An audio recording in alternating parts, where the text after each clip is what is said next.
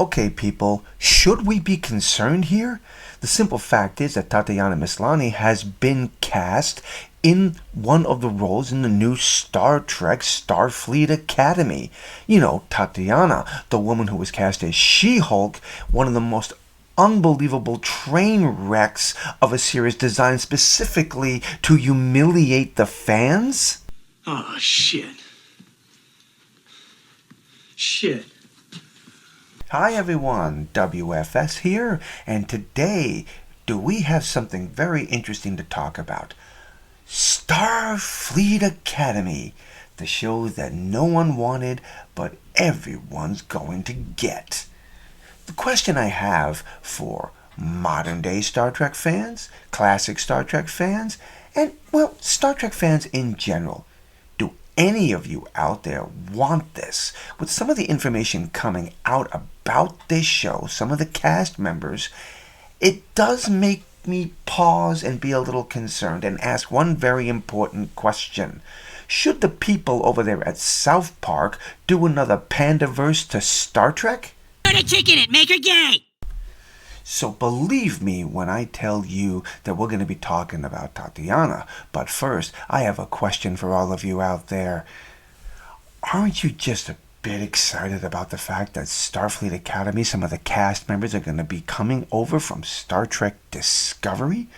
The show that most fans did not like, the show that single-handedly helped tear Star Trek down and just pissed off so many fans. For the most part, Rotten Tomatoes hasn't even changed their critic scores. Top critics give it an 83, but the average audience score is about 33, so Star Trek Discovery is right where it should be, a train wreck. Now this is coming from Collider, but there is so much heart. Starfleet Academy's Tatiana Maslaney drops update for upcoming Star Trek TV show, and it's an exclusive, people. So it appears that Tatiana is a fan of Star Trek because she knows the source material, meaning her husband, as she would call him, a Trekkie.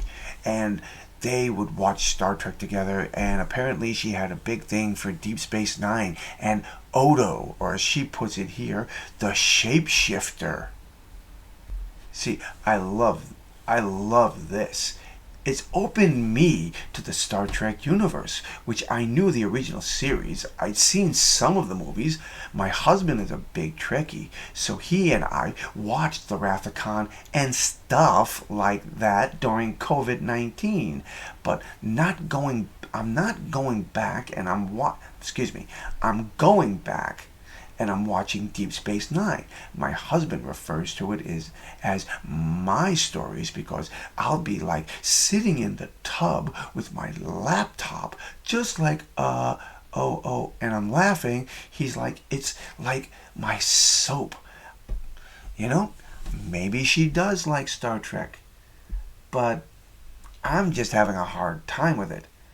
That experience with She-Hulk it just sends the wrong vibe to me, and the fact that they have Star Trek Discovery cast members coming on to this show along with Tatiana tells me that we should be very afraid of this show.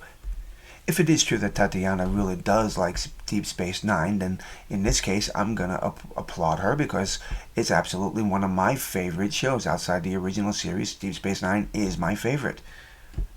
But the concerns that I have are, again, she knew what the writers were planning on She-Hulk. They were deliberately attacking the fans. She should know, if she is a fan of Star Trek and if her husband is a Trekkie, then she should know how much so many people can't stand modern Star Trek because of all the changes they have done, especially to the characters that she claims to like. It is just unbelievable to me that someone would claim to be a big fan of things like the old Star Trek series and then get so excited about modern day Star Trek. What concerns me, getting off her for a second, is the fact that Star Trek Starfleet Academy is getting 2 seasons. They've already awarded a 2nd season to a show that's never aired. No one knows what this thing really is about, and yet we are getting a 2nd season? let's be honest about this. Modern day Star Trek, for the most part, to a lot of seasoned fans, has been a difficult ride for us. To put it simply, an MTV CEO a while ago said this to a fan wanting to know why they weren't playing music videos anymore. He basically boiled it down to, you're not in our demographic anymore. And that is where I think we stand on this. Classic Star Trek fans, seasoned Star Trek fans.